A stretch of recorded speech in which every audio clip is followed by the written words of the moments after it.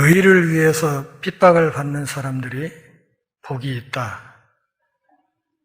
그랬고 그 의를 위한 박해가 세 가지 모양으로 나타날 것이다 하는 주님의 말씀이 있었습니다. 오늘은 그 세 가지 가운데 두 가지를 같이 생각해 보려고 합니다. 첫째로 예수님께서 말씀하시기를 우리가 육체적인 박해를 받을 수 있다, 이렇게 가르쳐 주십니다. 10절에 박해를 받은 자, 11절에 박해하고 또 12절에 박해하였느니라 하는 말들이 계속해서 나옵니다. 이 말들은 모두 다 헬라어 디오코에서 왔습니다. 이 디오코라는 말은 추적하고 추방하고 고소하는 것을 뜻합니다. 이와 같은 기본 뜻에서 육체적인 박해, 괴롭힘, 욕설, 그 밖에 부당한 처우 등의 함축 의미가 만들어졌습니다. 다른 모든 복은 내적인 특질, 태도, 그리고 영적인 특성과 관계가 있습니다. 그런데 여기 8번째 복이 있다 하심은 신자들에게 일어나는 외적인 일들을 말하고 있지만 그 결과들 뒤에 있는 가르침 역시 태도와 관계가 있습니다. 앞선 7가지 복이 있다 하시면서 요구했던 특질들을 지닌 신자는 의를 위해 기꺼이 핍박받고자 하는 특질을 지니고 있을 것입니다. 그는 그리스도를 위해 자기를 희생하는 자세를 지닐 것입니다. 두려움과 수치감이 없고 용기와 담력을 소유하면서 이렇게 고백할 것입니다. 나는 그리스도께서 되기를 바라는 모습으로 이 세상에 있을 것이다. 나는 그리스도께서 말하라 하시는 것을 이 세상에 말할 것이다. 어떤 비용을 지불할지라도 나는 이런 사람이 되어 이런 것들을 말할 것이다. 본문의 헬라어 동사는 수동 완료 분사이기 때문에 이 문법 성분을 따져서 번역하면 그들 스스로 핍박받기를 허락한다, 이렇게 번역할 수 있습니다. 다시 말하면 박해와 핍박에 관한 수동적인 또는 수비적인 자세가 아니라 오히려 공격적이고 전향적인 자세를 취한다는 뜻입니다. 아울러서 완료형은 지속성을 의미합니다. 그러기에 이런 경우에는 설령 경건한 삶의 대가라 할지라도 핍박을 견디기 위한 지속적인 의지를 내포하고 있습니다. 다시 말하면 내가 끝까지 견뎌야겠다, 이런 생각을 하는 것이다, 그런 말이죠. 제가 여러 번 말씀드렸듯이 성숙한 신앙의 가장 중요한 특질은 한결같음입니다. 상황에 따라서 변절하지 않고, 상황에 따라서 배신하지 않고, 상황이 좋을 때나 나쁠 때나 한결같은 태도와 자세를 견지하는 것, 이것이 성숙한 신앙의 가장 중요한 특질입니다. 이 복은 그리스도께 충성함으로써 오는 것이 그 어떤 것이라 해도 그것을 지속적으로 받아들이려는 태도를 뜻합니다. 이 복이 요구하는 것 때문에 많은 그리스도인들이 주님을 향한 그들의 복종을 포기할 수 있습니다. 왜냐하면 여기에 다른 7가지 복에 대한 그들의 반응, 그것의 진정성이 가장 강하게 시험을 받게 되기 때문입니다. 우리가 그토록 줄이고 갈망해 오던 의의를 타협하고 싶은 가장 강렬한 유혹이 여기에 있습니다. 세상이 우리를 기꺼이 받아들여 주도록 하나님의 표준을 낮추는 것이 살아가는 데 편리하다는 것. 그리하면 우리가 주님께 복종함으로써 발생하는 갈등과 골치 아픈 문제를 회피할 수 있다는 것을 발견하는 지점이 바로 여기입니다.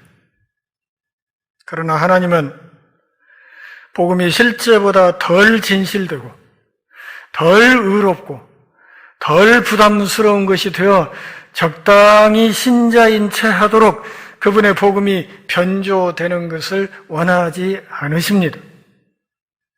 그렇게 되면 무늬만 그리스도인들이 넘쳐나기 때문입니다. 지난주엔가 제가 말씀드렸듯이 저는 요즘 목사, 장로 딱지 붙었다고 무조건 기독교인으로 보지 않습니다. 그의 태도, 마음의 자세, 하는 말, 하는 행동, 이것이 정말 예수 믿는 사람다운지, 그리고 그 가슴에 복음이 그 사람을 추동하고 있는지를 확인해 본 뒤에 그때 비로소 직분과 상관없이 그 사람을 내 정말 좋은 동역자요, 영적인 친구로 그렇게 받아들입니다.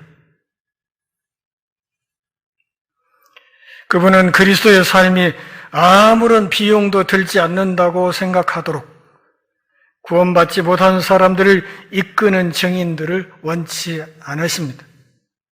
와 보세요. 예수 믿으면 복 받아요. 사업이 잘 되고 자식이 잘 되고 뭐가 잘 되고 하는 일마다 잘 될 거예요.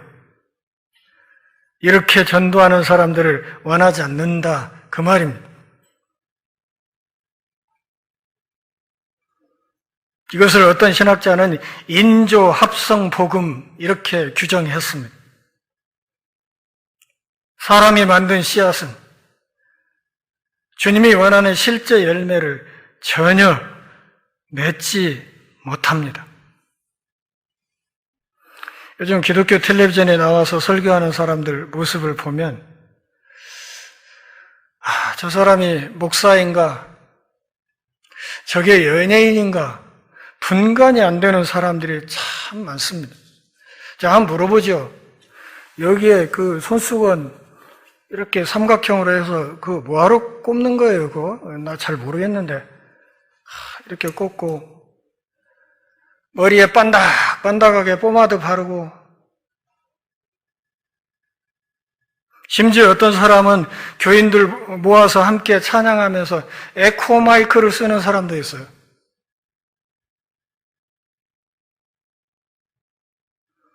목사인지, 연예인인지, 개그맨인지 분간이 안 되는 사람들이 설치는 참으로 가슴 아픈 세상입니다.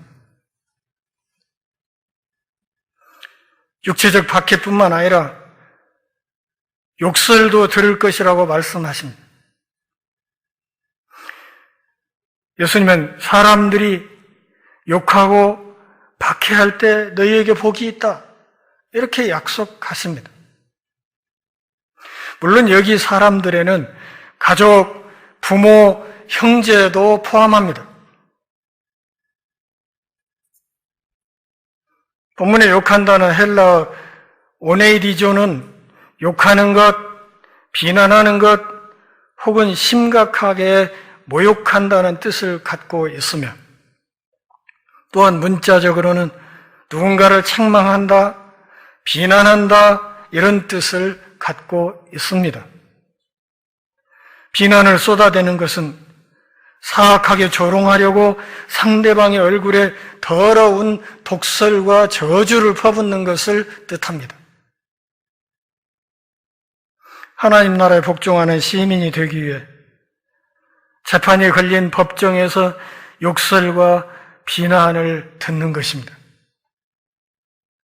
마태복음 26장 67절, 68절 말씀을 잘 살펴보시면 겟세마네 동산에서 체포되어 산헤드린 공회 앞에 계셨던 예수님에게 사람들은 그분의 얼굴에 침을 뱉고 채찍질하고 그리스도야 우리에게 선지자 노릇을 하라, 방금 너를 친 사람이 누군가 맞춰보라 이러면서 조롱하는 말을 퍼부었습니다. 마가복음 15장 19절 20절 말씀을 보면 빌라도가 예수님에게 십자가형을 선고하자 이번에는 로마 군병들이 예수님에게 다시 매질을 가했고 그들은 예수님의 얼굴에 침을 뱉고 조롱하였습니다. 여러분, 살아오면서 누군가가 내 얼굴에 침 뱉는 모욕을 당해본 적이 있습니까? 아마 그리 많지는 않을 것입니다. 그런데 주님이 그런 꼴을 당했습니다. 그리스도께 충성하면 심지어 친구들과 사랑하는 사람들로부터도 칼로 가슴을 후비는 듯한 깊은 상처를 주는 말을 듣게 됩니다.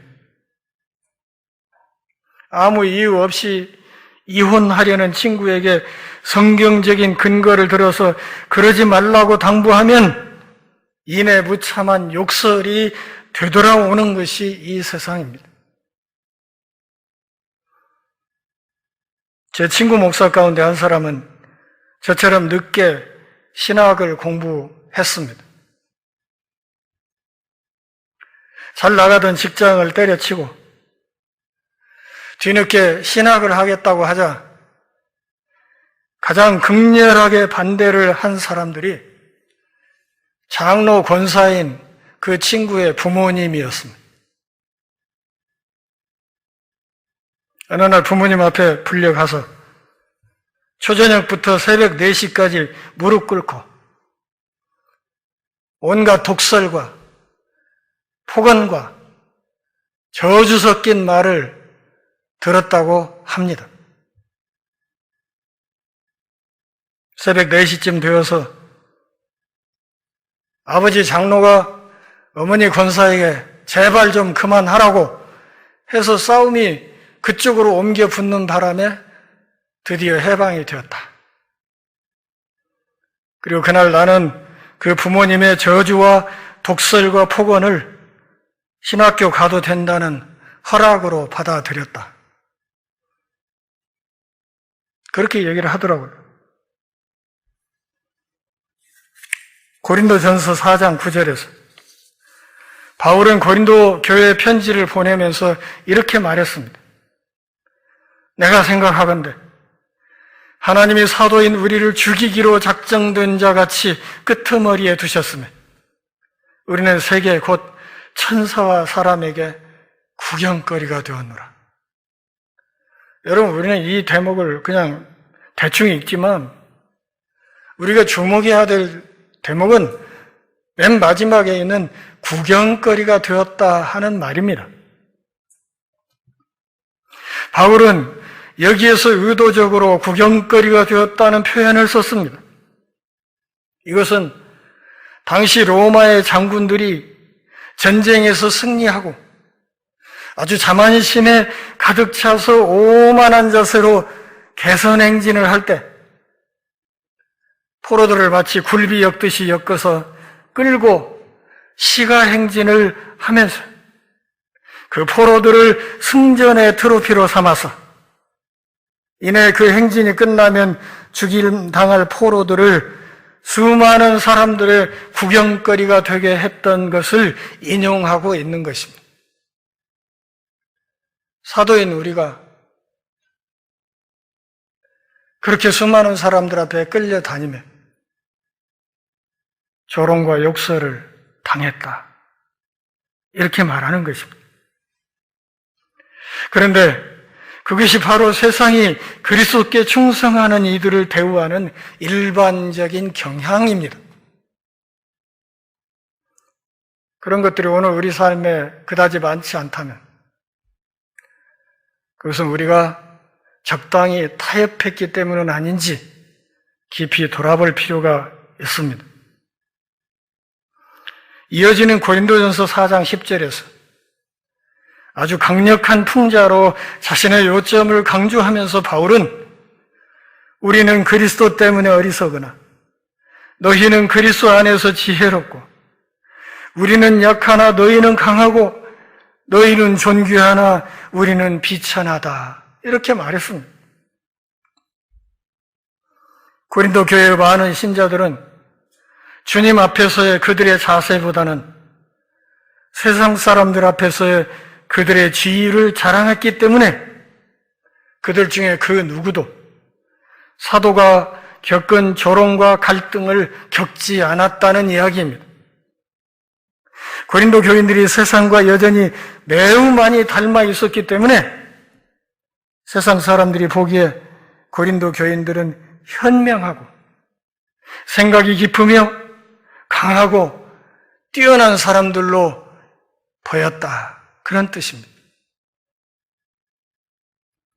하나님은 제자들이 제법 폼나는 노력으로 그들의 세속적 명성을 이용하여 그분께 영광을 돌리기 위해 그리고 그분의 복음을 증진시키기 위해 그들이 지혜와 능력을 하나님의 능력에 보충할 수 있는 거룩한 유명 인사가 되라고 부르지 않으셨습니다.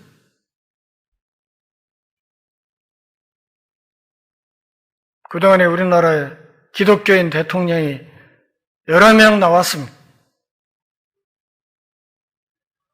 한 사람은 독재하다가 하와이로 망명 가서 죽었고, 한 사람은 IMF를 불러왔고, 한 사람은 또 다른 의미에서 나라를 빚더미에 앉혀놓고,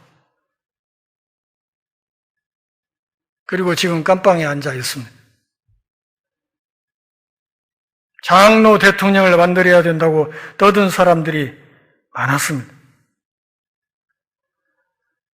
지금 우리나라 국회 45%가 개신교인입니다. 대부분이 장로고 안수 집사입니다. 그래서 우리 국회가 그렇게 정의가 강물처럼 넘치는 그런 국회가 되어 있습니까?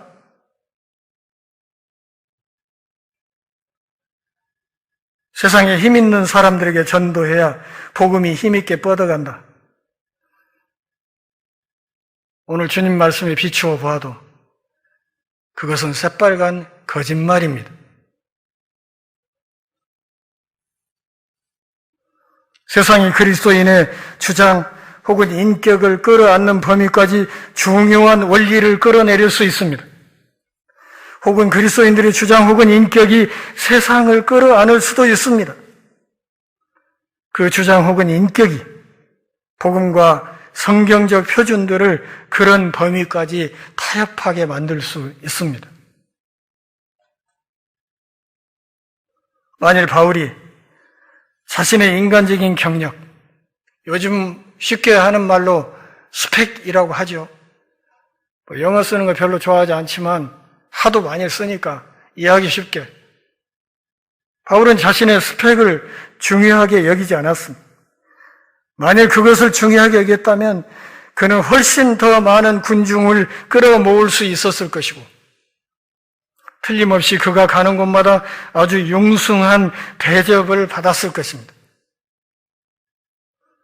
그의 경력과 명함은 눈부신 것이었습니다. 한번 살펴볼까요? 빌립보서 3장 4절 5절 말씀을 보면 그러나 나도 육체를 신뢰할 만하며 만일 누구든지 다른 이가 육체를 신뢰할 것이 있는 줄로 생각하면 나는 더욱 그러하리니 나는 8일 만에 할례를 받고 무슨 말인가? 태생적으로 유대인이다 그런 말이에요. 유대인이 아닌데 돈 주고 유대인 명함을 산 사람이 많았던 세상에서 나는 날 때부터 유대인이었다. 이스라엘 족속이고 베냐민 지파다. 이스라엘의 초대 왕 사울을 배출했던 그 빛나는 가문 출신이다. 히브리인 중에 히브리인이고 율법으로는 그 엄격하다는 바리새파 사람이다.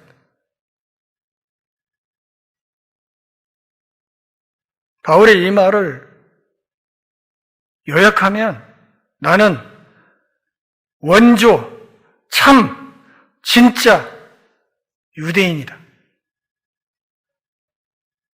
나는 진골 유대인이다. 그런 말이에요. 고린도후서 12장 2절 4절 말씀을 보면 내가 그리스도 안에 있는 한 사람을 아노니 그는 14년 전에 셋째 하늘에 끌려간 자라. 그가 몸 안에 있었는지 몸 밖에 있었는지 나는 모르거니와 하나님은 아시느니라. 그가 낙원으로 이끌려가서 말로 표현할 수 없는 말을 들었으니 사람이 가히 이르지 못할 말이로다.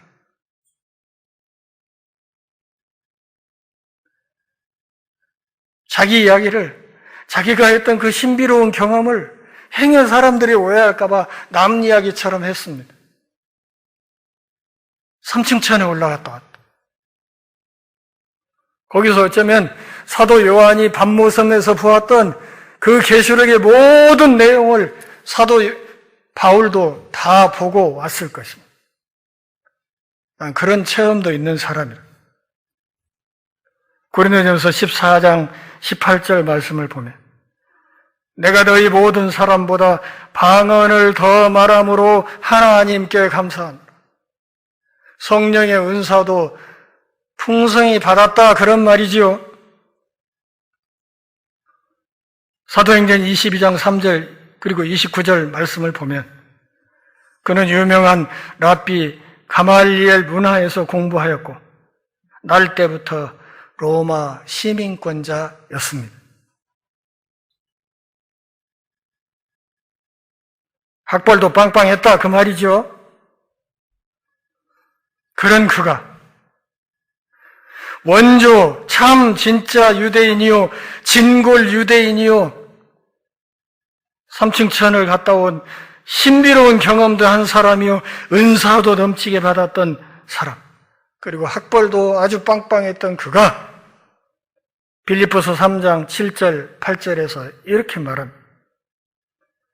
그러나 그는 이 모든 것을 그리스도를 얻기 위해 똥덩어리로 여겼다.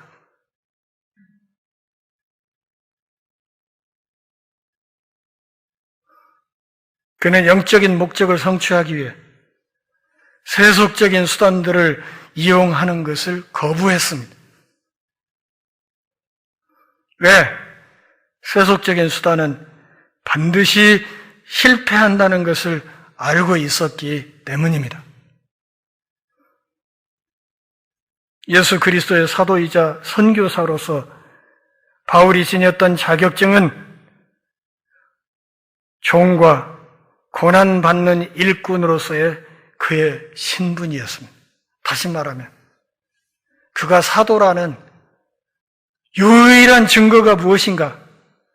그것은 다른 것이 아니라 그의 박해 경력.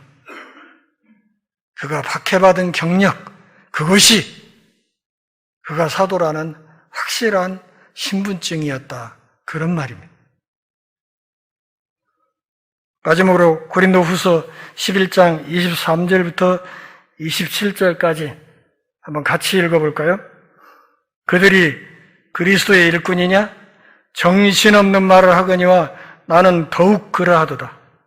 내가 수고를 넘치도록 하고 옥에 갇히기도 더 많이 하고 매도 수없이 맞고 여러 번 죽을 뻔하였으니 유대인들에게 40에서 하나 감한 매를 5번 맞았으며 3번 태장으로 맞고 1번 돌로 맞고 3번 파선하고 일주일을 깊은 바다에서 지냈으며 여러 번 여행하면서 강의 위험과 강도의 위험과 동족의 위험과 이방인의 위험과 시내의 위험과 광야의 위험과 바다의 위험과 거짓 형제 중에 위험을 당하고 또 수고하며 애쓰고 여러 번 자지 못하고 줄이며 목마르고 여러 번 굶고 춥고 헐벗었노라.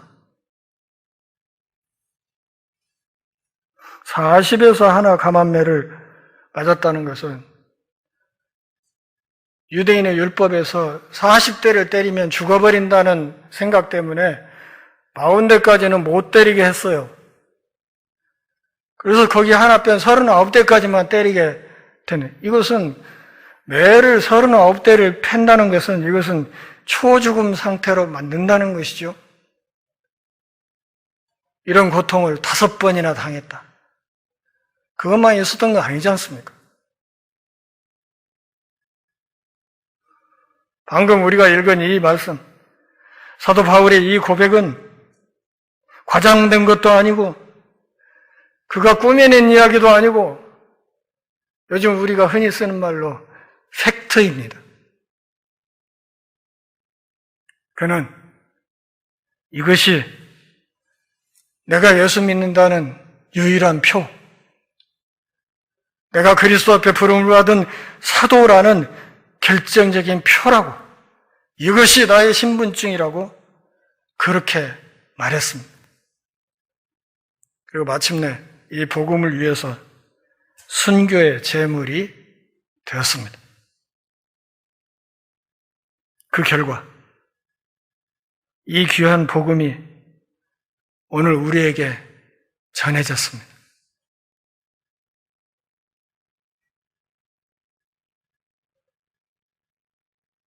그렇다면 오늘 우리는 어떤 복음을 우리 후손들에게, 땅끝에 있는 사람들에게 어떤 복음을 어떻게 전해야 할까요? 한 주간 이 문제를 놓고 많이 생각하고 기도하시기를 바랍니다. 기도하겠습니다. 하나님 아버지, 오늘도 우리가 함께 모여 주의 말씀을 들으며 주님의 엄한 말씀 앞에 엎드려서 우리 자신을 돌아봅니다. 우리의 온갖 부끄러움과 송구스러운 마음을 주께서 불쌍히 여겨주시고 주께서 우리에게 허락하시는 남은 날 동안 참 신자로 참 복음을 최선을 다해 증거하며 그 과정에서 겪는 박해와 핍박을 하나님이 주시는 상급으로 기쁘게 받게 하옵소서. 예수님의 이름으로 기도합니다. 아멘.